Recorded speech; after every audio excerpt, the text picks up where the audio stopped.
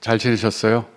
오늘 아침에 제가 저 주차장에 주차하고 여기 내곡동 사무실로 오는데 얼마나 바람이 많이 부는지 아주 날아갈 뻔했어요. 그래서 제가 야, 이거 남자들도 이렇게 바람에 날려갈 것 같은데 우리 여자들은 잘못하다 정말 날아가겠다 싶을 정도로 바람이 아주 많이 불었습니다. 다행히 제가 좀 무거운 걸 들고 와가지고 날아가진 않았어요. 안 그랬으면 제가 날아가서 여기 오늘 서기 못할 뻔했어요. 여러분 오늘 날씨 참고하시고요. 날씨는 참 좋은데 바람이 부네요. 그래서 여러분 나가실 때 준비하고 나가시는 게 참 좋을 것 같아요. 뉴스를 보니까 이제 점점 그 확진자가 줄어들면서 머지않아 우리가 오프라인으로 드디어 만나서 예배드릴 날이 다가오고 있는 것 같습니다. 이제 그러면 참 좋겠죠. 그럼 이제 수요 여성 예배도 우리가 얼굴과 얼굴을 맞대고 예배드릴 날이 곧 올 것 같습니다. 기대가 되네요. 지난 그 부활주일 예배를 기점으로 여러 교회가 현장 예배를 좀 드렸다 그래요. 다행히 또 별 그렇게 뭐 확진자가 안 나 다행인데 이제 거기에 따라서 뭐 천주교도 또 불교계에서도 점점 뭐 미사도 드린다 그러고 뭐 예불 한다 그러고 그러면서 종교계에서 점점 이제 현장 의식이 이제 진행되는 것 같습니다. 참 많이 기다려지네요. 여러분들 이제 수요일 날 다시 모여서 이렇게 같이 예배드릴 날이 곧 다가올 텐데 우리 그날을 위해서 준비하고 또 기도로 기다려야 되겠습니다. 오늘이 보니까 그 지구의 날이래요. 그래서 지구의 날이 뭔가 했더니 지구를 생각하는 날이죠. 아까 제가 이제 여기 교회 오면서 이렇게 라디오 듣고 왔는데 어느 사람이 그런 얘기 하더라고요. 자기가 사는 환경을 스스로 파괴하는 존재는 인간과 바이러스밖에 없다 그러더라고요. 실감 나는 말이에요. 제가 얼마 전에 그 뉴스를 봤는데 남극에서 빙하가 녹고 있다고 그러지 않습니까? 근데 그 녹는 속도가 엄청나게 빠르대요. 그 남극뿐만 아니라 뭐 그 히말라야 산 그런 데 있죠. 거기에 그 늘 만년설이 있던 곳도 점점 눈이 녹아가지고 점점 이제 눈 녹은 면적이 늘어나고 있는 그런 모습들을 가끔씩 볼 수 있었습니다. 아마 우리 자녀들과 자녀 손들이 살아가는 이 지구 환경은 오늘 우리가 사는 환경보다 훨씬 더 아마 척박해질 것 같아요. 그래서 이게 지구의 날 같은 것은 잘 필요하죠. 근데 이제 홍보가 잘 안 되고 인식이 좀 널리 퍼지질 못하죠. 그래서 지금 우리가 바이러스 때문에 고통당하고 있는데 이 바이러스 때문에 고통 당할 것을 예견한 사람들이 참 많더군요. 미국에 무슨 영화에 때 뭐 맷 데이븐인가 뭐 나오는 그런 영화에 있다고 그러는데 수년 전에 나온 건데 그게 정확하게 박쥐에서 바이러스가 나와서 인류가 수만 사람 죽어가는 것을 소재로 한 영화였답니다. 근데 이제 거기서 맨 마지막에 주인공이 그랬다 그래요. 나무를 자르면서 숲속에는 나무를 자르니까 박쥐들이 서식할 곳이 없어서 사람들이 사는 곳으로 나와가지고 이 바이러스가 퍼졌다. 그런 얘기하는 대사 장면이 나온답니다. 그러니까 참 걱정되는 것은 이렇게 선견자들이죠. 이런 사람들이 예견하는 것들이 자꾸 이게 현실이 된다는 것이 참 두려워요.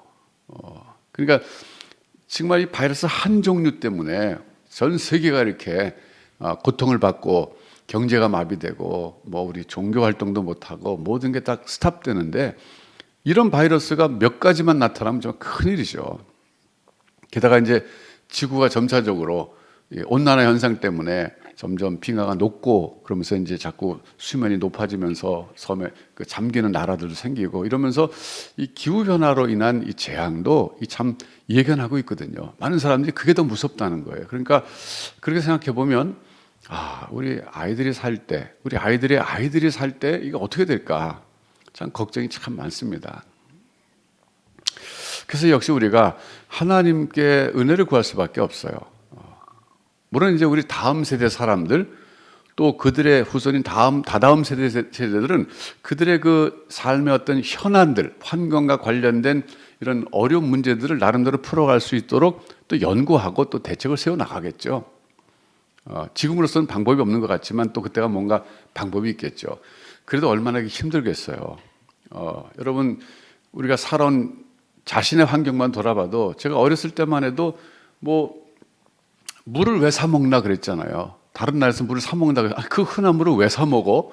뭐 산에 가도 맑은 물이 흐르고 하다못해 그 개울 냇가도 맑은 물이 흘렀잖아요. 제가 그 세검정에 여름에 가가지고서 철렵하고 그랬어요. 어렸을 때 저희 어머니가 1년에 한 번 여름에 꼭 저희 애들 다 데리고서 그 세검정 지금도 거기 있어요. 세검정 거기 그 바위 넓은데 거기 지금 생각나는데 거기 데려가서 솥 걸어놓고 닭 백숙해져 가지고 하루 종일 물놀이하고 먹고 그러면서 거기 맑은 물에 제가 막 미꾸라지 잡던 기억, 저 위에서 복숭아 떠내려오면 그거 하나 주워 먹던 기억이 나는데 물이 그렇게 맑았었거든요. 어디나.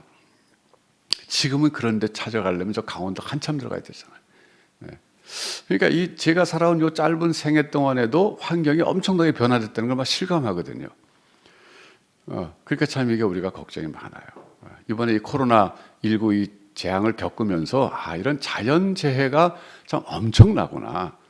우리가 핵을 두려워하고 있었지만 사실 핵보다 이게 더 무서운 거구나. 어떻게 보면 그런 걸 많이 실감합니다. 그래서 우리가 이렇게 모였을 때마다 하나님께 기도해야 되겠어요. 그래서 오늘의 그 주제는 뭐냐면 하나님은 오늘 나에게 어떤 하나님으로 나타나시기를 바라는가, 이런 주제입니다. 왜냐하면 오늘 본문에 보면 아브라함에게 하나님이 나타나실 때 오늘은 전능한 하나님으로 나타나셨어요. 전능하신 하나님, 엘 샤다이, 그렇죠. 엘 샤다이. 이 유명한 말이잖아요. 히브리어지만 우리가 이제 많이 들어서 알죠. 엘 샤다이, 전능한 하나님.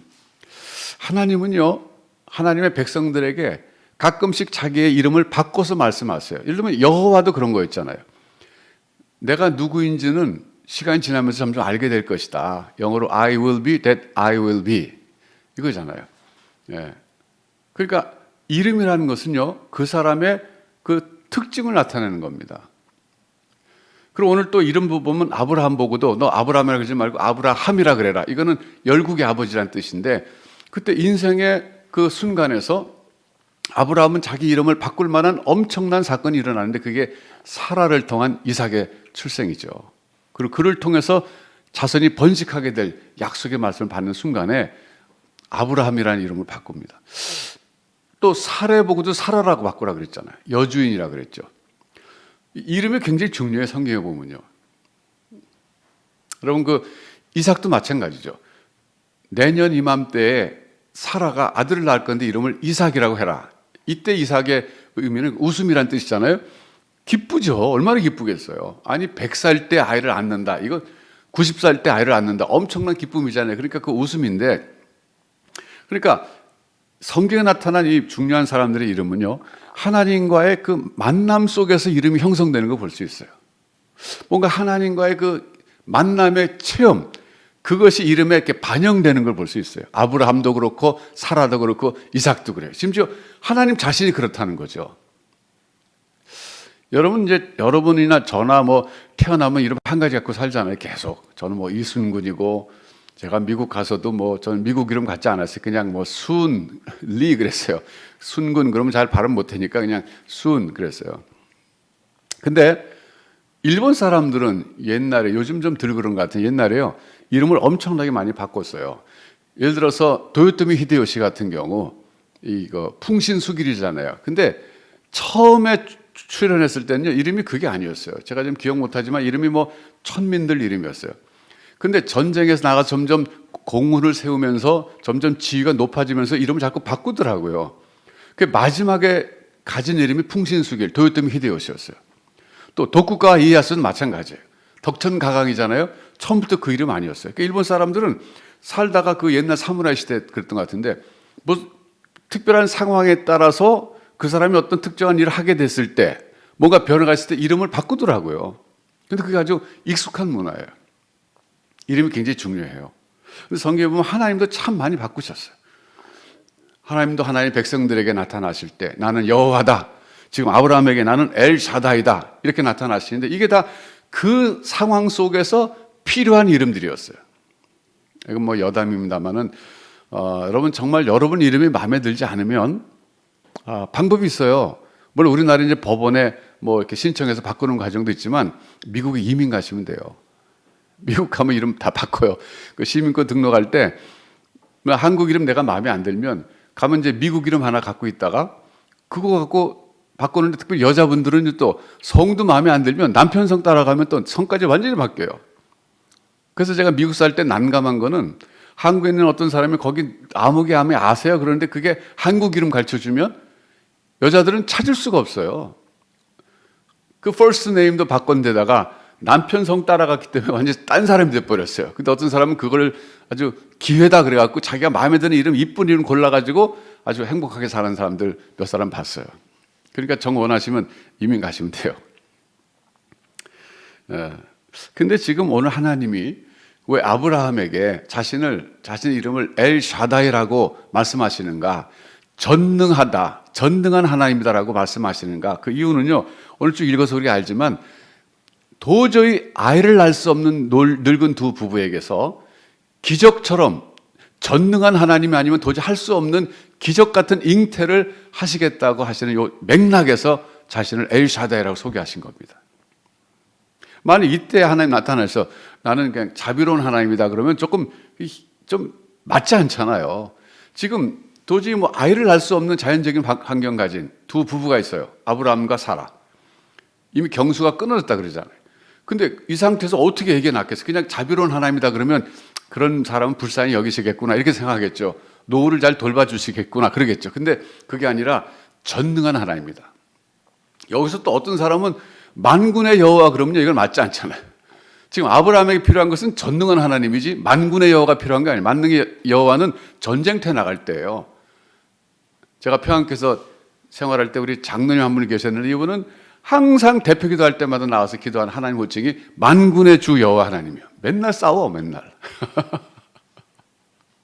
제가 늘 기억나요. 그래서 여러분, 하나님에 대한 그 명칭, 하나님의 이름이 여러 가지인데 지금 아브라함에게 필요한 하나님의 이름은 전능한 하나님이에요. 아이를 못 낳은 상태니까 전능한 자가 아니면 도저히 이룰 수 없는 일이거든요. 그래서 그렇게 말씀하신 겁니다. 그래서 하나님께서 나타나셔서 나는 전능한 하나님이다 선포부터 하셨어요. 그러시면서 하는 얘기가 사라에게서 아이가 날 거다. 이삭이라고 이름 지어라. 이렇게까지 말씀하셨어요.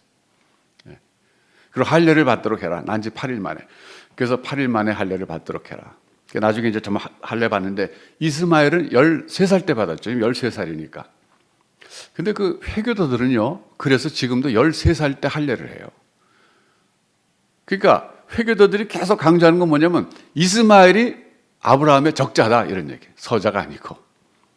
그 심지어는 제가 전에 미리 했지만 창세기 22장에서 그 모리아 산으로 가서 이삭을 제물로 바치려고 그랬을 때 회교도들은 그걸 이스마엘이라고 해석합니다. 이삭이 아니었다고 생각해요. 이스마엘을 데리고 갔었다 그렇게 생각해요. 제가 엊그저께 이제 우리 시카고에 있는 수아랑 같이 이제 통화하고 있었는데 걔가 그러더라고요. 아빠 나 이제 코란도 내가 잘 읽을 수 있어. 이게 뭐 맞으면 뭐 그 사람들처럼 읽는다 이거죠. 그래서 제가 한번 읽어보라 그랬어요. 제일 중요한 부분이 뭐냐? 코란에서 우리가 생각할 때 요한복음 3장 16절 같은 구절이 어딨냐? 뭐냐? 그랬더니 뭐라고 막 읽더라고요. 그래서 그게 무슨 뜻이 하겠더니 알라 외에는 신이 없다. 알라는 아들도 낳지 않고 스스로 존재하는 분이다. 그런 그 문구를 읽더라고요. 그러면서 하는 얘기가 회교도들은 하나님은 아들이 없다는 거죠. 즉 예수는 하나님의 아들이 아니라는 거죠. 어떻게 보면.